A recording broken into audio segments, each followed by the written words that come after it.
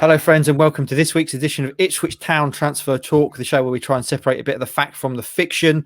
My name's Mark Heath. With me this week is Andy Warren. It's been a quiet week at Ipswich Town, 10 already through the door, Andy, but then it's all kicked off again this morning. You've been a very busy boy. You've had a presser with Paul Cook, and there's been some breaking transfer news and exclusive that you broke online. You can go and read it now on our websites. Ipswich Town are on the verge of signing 2 more players, including, and this is not very often I'm going to get the chance to say this, so I'm going to build it up, including Ipswich Town are going to be signing a former Barcelona striker.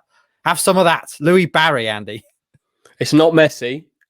He's available. It's not. I don't know if I think I might be the last person to make a joke about their club signing Messi. Yeah. It's not happening. But yet, Louis Barry, depending on when you're watching this, it is about to happen or has just happened. Season-long loan from Aston Villa. Teenager, very highly rated at Villa Park. Has played a small amount of first-team football for them. Has played a significant amount of pre-season football with the first team this year, and is another forward option for Paul Cook. Striker, can play a bit withdrawn, can play wide.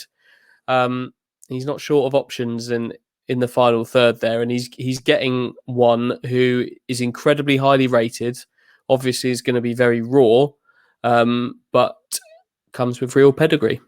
When you say pedigree, it doesn't get much more of a pedigree than playing as a youth for Barcelona, does it? I think he was one of the first English kids to ever do that. And then obviously has been in Aston Villa's setup as well. Scored for Aston Villa's first team against Liverpool in the FA Cup and has been prolific for their youth side, the youth side that won the FA Youth Cup. So in terms of excitement gauge, Andy, this is another one that's kind of leaning towards marquee/coup signing, isn't he?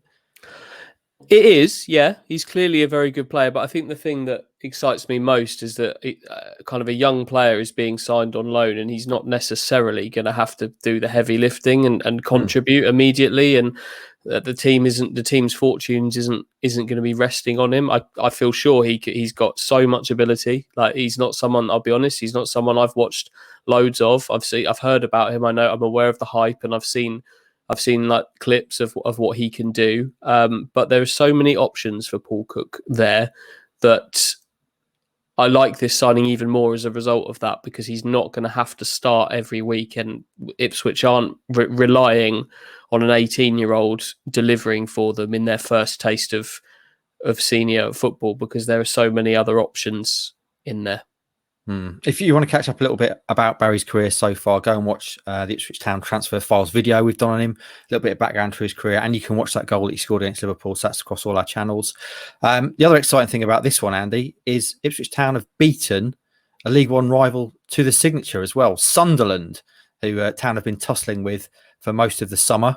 But he's decided to come to Portman Road instead of going to Sunderland. Yeah, that's what they're saying. It reports in the Midlands saying that. I think it's always a good vote of confidence in a club when a sort of a starlet is sent out on loan to you, because it says that they trust you. Ipswich have had good relationships with clubs in the past. Obviously, Mark McGuinness last season from Arsenal, a few from Everton in recent years as well. Bersant Salina from Manchester City, of course, who's got one that's still in the conversation these days, and it's a vote of confidence in Ipswich Town. Okay, exciting times indeed. Town about to sign a former Barcelona striker. That is fact, and I'm running with it.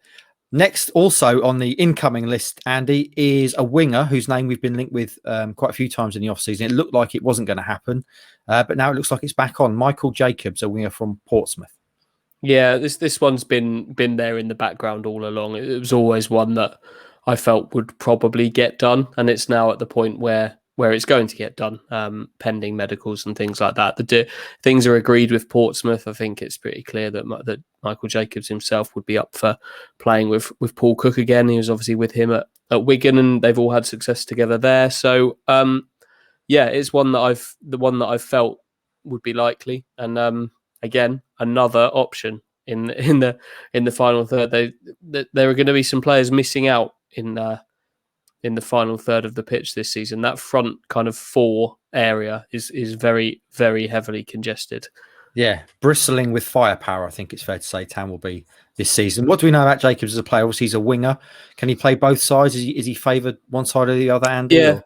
he can play. He's left-footed, but he can play both sides. And I think he can play a little bit in the middle as well. So he's versatile. He's going to offer. He's going to offer something. He's had his injury troubles. That's the big check against him here. He missed most of the end of last season. I think it was a knee injury that he had towards the end of last season, which went on into pre-season, which is perhaps why this move is only now happening. I think it was the end of June where we first reported on this, and the talk then was, let's see how he's doing mid to late July with the injury. But that's, by all accounts, has been fine during pre-season. He'll have a thorough medical before it's all done, and Paul Cook knows what he can. Paul Cook knows what he can do, and I think that's why it's a signing to be trusted. If not, it's probably not one that's kind of getting people jumping out of their seats compared to some of the others. But I think you need players like that. You need, particularly in a squad that's going to have so much competition for places. I think you maybe need some that go under the radar a little bit.